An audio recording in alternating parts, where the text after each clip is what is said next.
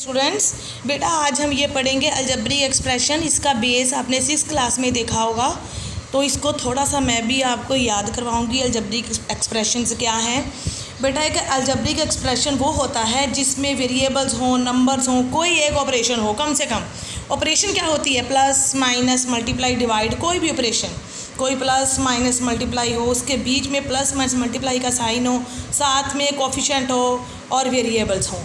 ठीक है, ये वेरिएबल्स क्या होते हैं? A B C D X Y Z. ये क्यों आते हैं हमारी लाइफ में? इन वेरिएबल्स का मतलब क्या है? सुनो बेटा, ध्यान से देखो, सुनो ये बात कि अगर मेरे पास आपके जो दो बहन हैं, दो सिस्टर्स हैं, उसके एक सिस्टर के पास दूसरी सिस्टर से 4 टॉयज़ ज़्यादा हैं। ठीक है, 4 टॉयज़ दूसरी सिस्टर के पास फर्स्ट सिस्टर से ज़्यादा हैं। तो आप इसको कैसे सोचोगे? ऐसे सोचोगे, अगर उसके पास 2 टॉयज़ हैं तो सिस्टर के पास 6 होने चाहिए, तभी 4 ज़्यादा हुए। अगर एक के पास 10 खिलौने हैं तो दूसरे के पास 14 होने चाहिए। अगर एक के पास 15 खिलौने तो दूसरे के पास 19 होने चाहिए। हर टाइम क्या आ रहा है? दूसरे चिल्ड्रन के पास 4 खिलौने एक्स्ट्रा हैं। तो हमें नहीं पता कि जो पहला व्यक्ति है उसके पास कितने हैं, लेकिन इतना पता है दूसरे के पास 4 ज़्यादा हैं। ठीक है, हमें ये पता है कि दूसरे सिस्टर के पास 4 ज़्यादा हैं, लेकिन पहले के पास कितने हैं ये तो डिपेंड करता है पहले से। अगर पहले के पास 10 हैं तो दूसरे के पास 14। अगर पहले के पास 100 खिलौने, दूसरे के पास 104। इट मीन्स जो दूसरे के खिलौने किसके ऊपर डिपेंड हो रहे हैं? पहले के। और पहला हमें पता नहीं है, और जो चीज़ हमें पता नहीं है, नॉलेज नहीं है, उसको हम वेरिएबल लेते हैं एक्स। क्या लेते हैं हम उसको? Variable x. तो जो हमें पता है सेकंड सिस्टर, उसके पास कितने आएंगे खिलौने? x + 4। एक्स को जो भी वैल्यू देंगे उसके अकॉर्डिंग आपकी सेकंड खिलौने आते जाएंगे। ठीक है, जैसे मैं x को वैल्यू दूंगी 2 तो सिस्टर के पास होंगे 6। x को वैल्यू दूंगी 10 तो सिस्टर के पास खिलौने आएंगे 4। इसको अलजबरा बोलते हैं कि 2 ज़्यादा है। तो थोड़ा इसको रियल लाइफ में देखेंगे इस अलजबरे को। Suppose you need to have 3 consecutive numbers who sum is 308। ये कंजिक्यूटिव नंबर्स क्या होते हैं पहले आपको ये पता होना चाहिए। कंजिक्यूटिव नंबर्स होते हैं जो कंटिन्यूसली आते हैं। फॉर एग्जांपल मैं आपको बोलूँगी, आप कंजिक्यूटिव नंबर बोलो, मेरे पास 5 है तो अगले नंबर क्या आएंगे? 6, 7, 8। ठीक है, अगर मेरे पास 100 है तो उसका अगला नंबर आएगा 101, 102, 103। अगर मेरे पास 500 है पहला नंबर, उसके बाद आएगा 501, 502, 503। ठीक है, अगर मेरे पास 25 है तो उसके बाद क्या आएगा? 25 के बाद 26, 27, 28। अगर x है तो क्या आएगा? x + 1, x + 2, x + 3। समझ में आई बात? अगर एक नंबर x है तो बाकी क्या होंगे? 1 वर्ड ऐड होते जाएंगे। देखो, अगर एक नंबर x है, दूसरा आएगा x + 1, तीसरा आएगा x + 2। क्योंकि अगर मैं यहाँ 10 लूँगी तो ये 11 बनेगा, ये 12। अगर मैं यहाँ 25 लूँगी ये 26 बनेगा, ये 27। 25 = 1, 25 = 2। अगर मैं यहाँ 100 लूँगी तो 101, 102। मतलब आपने आगे से याद रखना। अब 7th में आपने सीख लिया, 10th तक जब भी कंसेक्यूटिव नंबर की बात होएगी तो हमेशा आपने यही लेने हैं x + 1, x + 2, जिनका जोड़ क्या है? 308। जिनका जोड़ क्या है? 308। इसको बोलना है अलजेब्रिक एक्सप्रेशन। क्या बोलना है इसको? अलजेब्रे में आपने प्लस में इसको लिख दिया। अब आगे देखो, रियल लाइफ में इसकी क्या वैल्यू है? आपने 2 ब्रेड खरीदे हैं, 3 डज़न एग्स खरीदे हैं, 5 बोतल जूस की खरीदी हैं, तो आपने कितने पैसे दिए? आपको नहीं पता आपने कितने पैसे दिए। ठीक है, लेकिन आपको ये पता होना चाहिए एक ब्रेड कितने की है, तभी पता चलेगा 2 ब्रेड कितने की है। रेट नहीं पता। एक ब्रेड x का है, एक अंडा आपका y रुपये का है, और एक जूस की बोतल आपकी z रुपये की है। ठीक है, अगर एक अंडा x का है तो 2 अंडे 2x के आएंगे। 2 अंडे किसके आएंगे? आपके 2x के। ठीक है, अगर एक अंडा y का है, 3 अंडे आएंगे 3y के। अगर एक बोतल z रुपये की है तो 5 बोतलें आएंगी 5z की। तीनों को जोड़ के उसने 70 रुपये खर्च किए, कुछ भी खर्च किया हुआ। इसको बोलते हैं अलजबरा। क्या बोलते हैं इसको? अलजबरा। ठीक है, याद रखना इस बात को। इसका मतलब अलजबरे की डेफिनेशन क्या हो गई? कोई भी sign plus minus multiply divide कुछ भी यूज़ हो सकता है अलजबरे में। ठीक है, और कुछ पावर्स भी यूज़ हो सकती हैं। 2 की पावर 3 एक्सपोनेंट किया है ना आपने, x की पावर 2 उसको 3 टाइम लिख दिया, x की पावर 3 उसको 3 टाइम लिख दिया, इस तरह से। ठीक है, तो अलजेब्रिक एक्सप्रेशन में चीज़ें होती, मान लो ये कोई अलजेब्रिक एक्सप्रेशन है, देखो 2x + 50। ऑपरेशन कौन सी जहाँ चल रही है? प्लस की। दोनों में प्लस हो रहा है। लेकिन 2x में 50 आप ऐड नहीं कर सकते, क्योंकि x आप समझ लो कोई वेरिएबल है, वेरिएबल में 50 ऐड नहीं हो सकता, ठीक है। वेरिएबल में वेरिएबल ही ऐड होगा, ठीक है। 2x में से आपका जो 2 है वो x का कोफिशिएंट है, जो आपका x है वो वेरिएबल है, जो 50 है वो क्या है, कांस्टेंट। इसको टर्म बोलते हैं, टर्म्स हैं, ठीक है। कितनी टर्म्स है इसमें, 2 टर्म्स हैं। कितनी टर्म्स है इसमें, 2 टर्म्स। जो प्लस और माइनस का साइन लग जाए उसको टर्म बोलते हैं। कांस्टेंट जिसमें कोई वेरिएबल ना हो, 50 में कोई वेरिएबल नहीं है, इसको कांस्टेंट बोलते हैं। वेरिएबल जो अननोन क्वांटिटी हो, 50 पता है, 2 पता है, x नहीं पता है, जिसको चेंज हो रहा है लेकिन अननोन क्वांटिटी है, उसको बोलते हैं वेरिएबल। ये मान लो 2x + 50 है। अगर हम मान लो मनी नीडेड टू बाय, हमें मनी खरीदने के लिए, अगर मैं यहाँ पे 100 लगाती हूँ, देखो ध्यान से, ये एक्सप्रेशन है 2x + 50 का, ये x चेंज होता जाएगा, x होता है वेरिएबल। अगर मैं यहाँ 100 रुपया लेती हूँ तो मेरा ये 250 बनेगा, 100 और 200 हो गया, 100 2 200 + 50 आपका 250 हो गया। अगर यहाँ में मैं 150 लेती हूँ तो 150 को 2 से मल्टीप्लाई करेंगे, आपका आया 300 और 50 350 हो गया। अगर मैं इसको 175 लूँगी, इसको 2 से मल्टीप्लाई करूँगी, 350 और 50 प्लस होके 400 हो गया।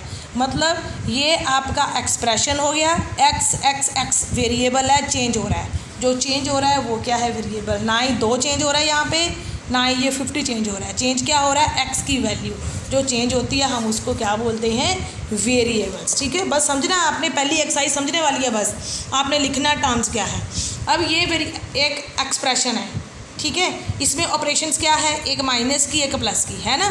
इसकी टर्म्स की, ये एक्सप्रेशन है, इसमें कितनी टर्म्स हैं, 1 2 3, वो टर्म्स लिख ली 1 2 3, ठीक है। इसके फैक्टर्स लिखने, अब ये सारा 6 क्लास का काम है। ये 5 कितने, इसमें x के फैक्टर 1 2 1 2, y के कितने हैं, 1 ही, -6 दूसरा y के कितने हैं, 1 2, y ऊपर 2 है ना, x की पावर 2 का मतलब x × x, 8 × y 8 × y, ये आपके फैक्टर्स हैं। अगर कोई आपसे कहे इसके कोफिशिएंट्स क्या है, अगर कोई आपको कहे कि xy² का कोफिशिएंट क्या है, xy² को छोड़ दो, 36 कोफिशिएंट है। अगर कोई कहे y² का कोफिशिएंट क्या है तो आएगा 36x। जिसका कोफिशिएंट वो पूछ रहा है उसको छोड़ देना है, बाकी सब उसका कोफिशिएंट होता है। अगर न्यूमेरिकल पूछेंगे तो सिर्फ नंबर वाले को लेना है। अगर इसका न्यूमेरिकल कोफिशिएंट पूछा है तो z² को छोड़ दो, -5 इसका कोफिशिएंट है, ठीक है। लिटरल कोफिशिएंट्स भी होते हैं, जैसे 7y² the literal coefficient is y²। अगर हम 17x² z² लेंगे, x² का कोफिशिएंट क्या आएगा, x² छोड़ दो, 17z²। अगर कोई कहेगा z² का कोफिशिएंट क्या है, आप लिखेंगे 17x², ठीक है। अगर कोई कहेगा x² का कोफिशिएंट क्या है, आप लिखेंगे 17z²। z² का पूछेगा तो 17x², ठीक है। अब ये लाइक और अनलाइक टर्म्स क्या होती हैं, 6 में हमने किया है सारा बेटा, ये जिसका वेरिएबल सेम हो, ठीक है। वेरिएबल सेम हो मतलब ये कि कोफिशिएंट नहीं देखना, सिर्फ वेरिएबल्स देखने हैं। वेरिएबल्स क्या है, y² x², यहाँ पर x² y² है तो सेम, इसको लाइक बोलना है। y² x² x² y² same है। यहाँ पर देखिए x y z, यहाँ है x² y z, ये मैच नहीं करता, यहाँ x y z, यहाँ x² y z, ठीक है, ये आपस में मैच नहीं करता। इसको अनलाइक टर्म्स बोलेंगे, जिसमें साथ वेरिएबल ऐड होगा उसको हम क्या बोलेंगे, लाइक टर्म्स। अब ये देखो, choose the pairs of like terms from the following pairs. जब आप इसमें, आप देखो इसमें लाइक टर्म्स कौन सी है, अनलाइक कौन सी हैं। ये देखो x y² z, यहाँ x z² y मैच नहीं करता ना, यहाँ z 2 है, यहाँ y 2 है, ये अनलाइक है। अब यहाँ पर देखो y² z², यहाँ पर भी क्या है, z² y², ये लाइक है, ये अनलाइक है, ये क्या है, लाइक टर्म्स है, ठीक है। अगर किसी अलजेब्रिक एक्सप्रेशन में बेटा सिर्फ एक टर्म हो, उसको मोनोमियल बोलना है। देखो एक टर्म जिसमें 2 टर्म्स हो, एक ऑपरेशन लगे, यहाँ पर कोई ऑपरेशन नहीं लग रही, प्लस माइनस मल्टीप्लाई, ये 1 टर्म है, इसको मोनोमियल। ये 2 टर्म्स है लेकिन माइनस की ऑपरेशन है, यहाँ भी 2 टर्म्स है, प्लस की ऑपरेशन है, ये बाइनोमियल। यहाँ पे 3 टर्म्स हैं, 1 2 3, इसमें 2 ऑपरेशन है, प्लस और माइनस, ये ट्रीनोमियल। 3 टर्म्स ट्रीनोमियल, 1 2 3, 3 टर्म्स ट्रीनोमियल, 3 से ज़्यादा को पोलिनोमियल्स।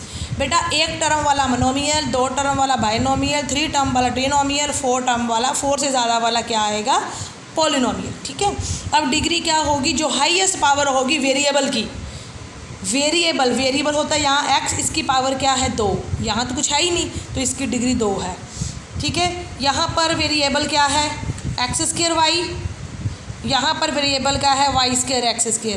ऐसे टर्म में आपने पावर्स को ऐड करना है, पावर्स को क्या करना है ऐड। अब देखिए यहाँ पर x की 2 है, यहाँ y की 1 है, वेरिएबल है ना, 2 और 1 कितने हो गए 3। यहाँ पर y की 2 है, यहाँ y की 2 है, 2 कितने हो गए टोटल 4। मतलब कि जो वेरिएबल्स की पावर होगी उसको सम करना है, वेरिएबल्स की जो पावर होगी उसको क्या करना है सम करना है। तो इसकी डिग्री क्या हो गई 3 या 4, यहाँ 3 है, 2 और 1 3, यहाँ क्या है 2 2 4, तो क्या होगी डिग्री 3 या 4 4। डिग्री क्या लेनी है आपने, बड़े वाली डिग्री लेनी है। ठीक है जी, तो इस तरह के सम में बेटा आपने ये जो फर्स्ट एक्सरसाइज है, identify the variable and the constant from the following. Variables क्या है x, कांस्टेंट क्या है 15/7 कोफिशिएंट है, ये वेरिएबल्स हैं, ये भी वेरिएबल्स हैं। ठीक है, ये कांस्टेंट है, ये क्या है कांस्टेंट, ये भी वेरिएबल है।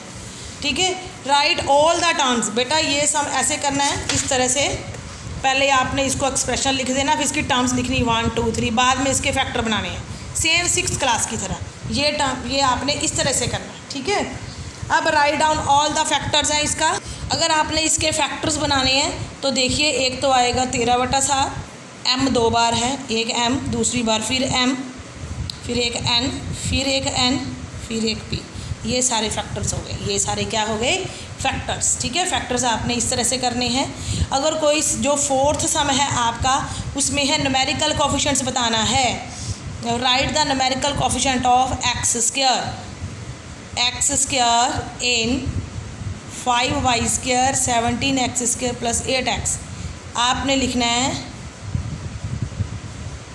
न्यूमेरिकल कोफिशिएंट ऑफ x² के साथ क्या है -17। समझ में आई बात, इस तरह से करने से हम बेटा ये है आपका right the numerical coefficient of x², आपका आंसर आएगा -17। Right the numerical coefficient of xy का क्या आएगा 5। Right the numerical coefficient of m² n का कोफिशिएंट क्या है -17/8। Right the numerical coefficient of l² in this, क्या आएगा 51। ठीक है, अब ये तो न्यूमेरिकल था, आपने सिर्फ नंबर लिखा। कई बार ऐसा होता है वो पूछता है x का कोफिशिएंट क्या है, जैसे है न्यूमेरिकल नहीं पूछा, right the coefficient of x का कोफिशिएंट, यहाँ भी x नहीं है, यहाँ भी नहीं, यहाँ है, x को छोड़ दो, कोफिशिएंट क्या आएगा 3y²। ठीक है, यहाँ पर निकालना z² का कोफिशिएंट, z² का कोफिशिएंट क्या आएगा 4। यहाँ पर निकालना कोफिशिएंट 5 का कोफिशिएंट क्या आएगा -m² n। जिसका कोफिशिएंट बोल रहा है उसको छोड़ के बाकी सारी वैल्यू लेटरर की, ऐसा भी आ सकता है। कोफिशिएंट ऑफ yz का कोफिशिएंट क्या आएगा -5x²। बस ये आपके आंसर्स हैं। ठीक है, identify the like terms of the following. Like terms, ये x² y, ये भी x² y, यस ये लाइक है। ये y2 x2 z1 x1 x2, ये अनलाइक है। m(n²), ये n² m, देखो m(n²), यहाँ पर n² m है तो like he, n 2 bar m 1 बार, ये लाइक। y² x y², ये z भी है साथ में, ये अनलाइक है। ये क्या है अनलाइक।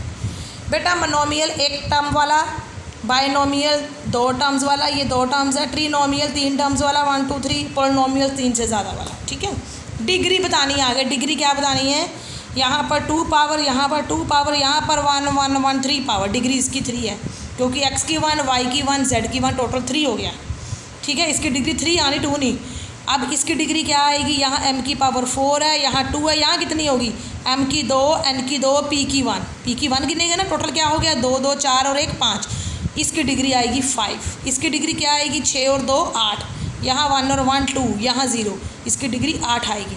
और इसकी डिग्री क्या आएगी 2 8 क्यू की क्यूब 7 p² क्यू क्यूब 3 और 2 5, इसकी डिग्री क्या आएगी 5। ठीक है, right any 4 like terms of the following. इसकी 4 लाइक टर्म्स लिखनी है इसके साथ की। देखो एक तो आई लिखा है उसने 7x² वाई, एक अपनी तरफ से कुछ और लिख लो, आप लिख लो 5x² वाई, ठीक है। दूसरी लिख लो -10 y(x²), सेम लिखनी है। फिर लिख लो -8x² वाई, जो दिल करता लिख लो।